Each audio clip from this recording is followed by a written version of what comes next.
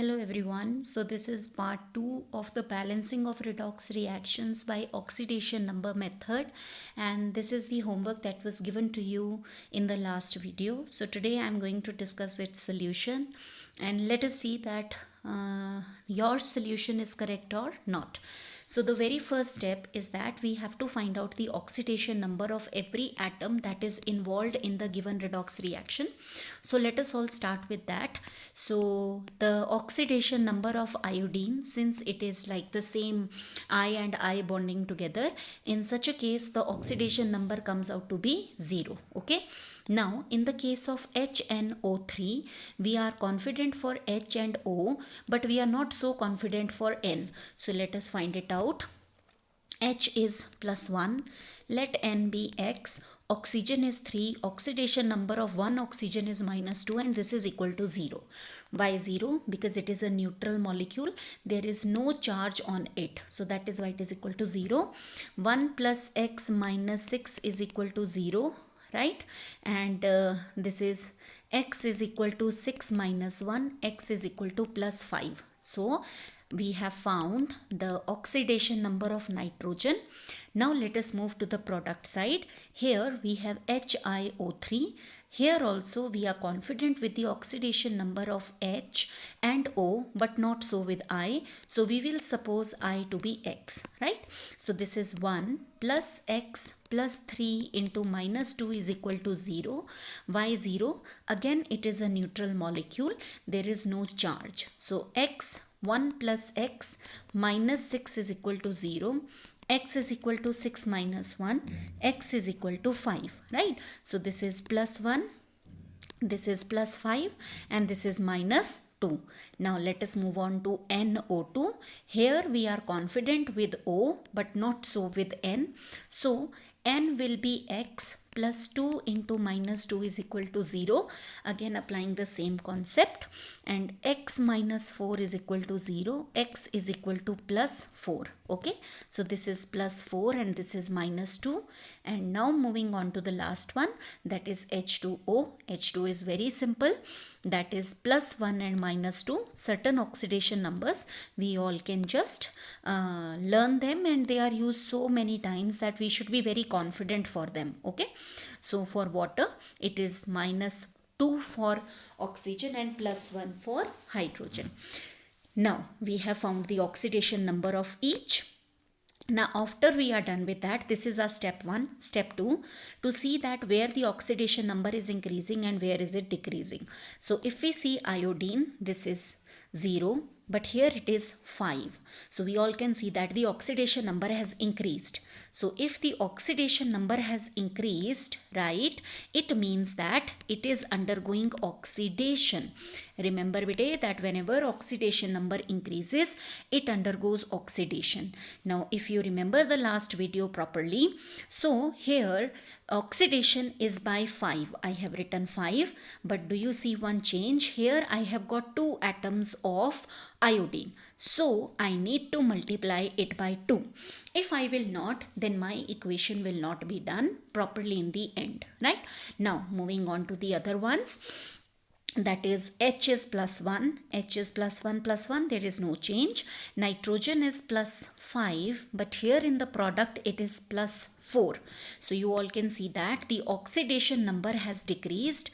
So whenever the oxidation number decreases, we say that it is undergoing reduction. Since the reduction or the decrease is by 1, so I have written 1. And is this one correct? Yes, I have got 1 atom of nitrogen and 1. So this one is absolutely correct. I need not multiply it with any other number, right? Oxygen is -2, -2, -2 and -2. So there is no change for oxygen. So we have got our oxidation and reduction done. So here we are done with the second step. Now the third step is the crisscross, and as I always tell that for the crisscross it's important that we write the redox reaction once again, so that we don't create too much of crowd in the upper equation. Okay, so I have written the equation once again. So you all can see that iodine is undergoing oxidation, but I have to write the number of reduction in front of it. So I will write 1 over here, right? So the one which undergoes oxidation, write the number of reduction in front of it, right? I'm done with that. And HNO3 is undergoing reduction, right? But I have to write the number of oxidation. So 5 into 2 is 10, and I will write 10 in front of it. And this crisscross is done only on the left hand side, not on the right hand side. So you all can see that I have only done the crisscrossing on the left hand side. I have not done any crisscrossing on the right hand side. So I am done with this. Now, fourth step says that balance every other atom except oxygen and hydrogen. Okay, so now we'll do the balancing of every other atom except oxygen and hydrogen. So I have got 2 iodine here, but if you see, I've just got 1 iodine over here. So what I need to do, I need to add 2 over here, and then hydrogen we will not balance now, we will balance nitrogen. How many nitrogen? There are 10 nitrogen. So I need to add 10 over here so that nitrogen becomes equal. So this is our step number 4. We have done the balancing of every other atom except oxygen and hydrogen, right? My iodine is balanced. You all can see. My nitrogen is balanced. You all can see that also. Okay. Now moving on to the next step, that is now is the time to balance the oxygen. Okay. So how many oxygen? I have got 10 into 3, that is 30 oxygen over here. So now let us all see. 2 into 3, 6. Okay. 6. Then 10 into 2. How much? 20. But I have just got 1 over here. So that will mean that it is 27 right now, but it should be 30. Now how can I make it 30? If I add 4 over here. Now let us count it again. 2 into 3, 6. 10 into 2, 20. And 4 into 1, 4. And if I'll do the totaling, now it is 30 oxygen. So now my oxygen is also balanced. Now the last step is to balance hydrogen. So how many hydrogen do I have? 10 hydrogen I have here, 2 over here, right? And 4 into 2, that is 8. So 2 plus 8 is equal to 10.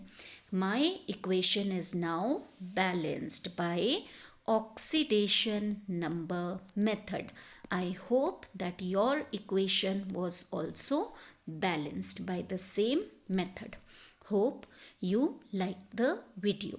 Thank you everybody for watching.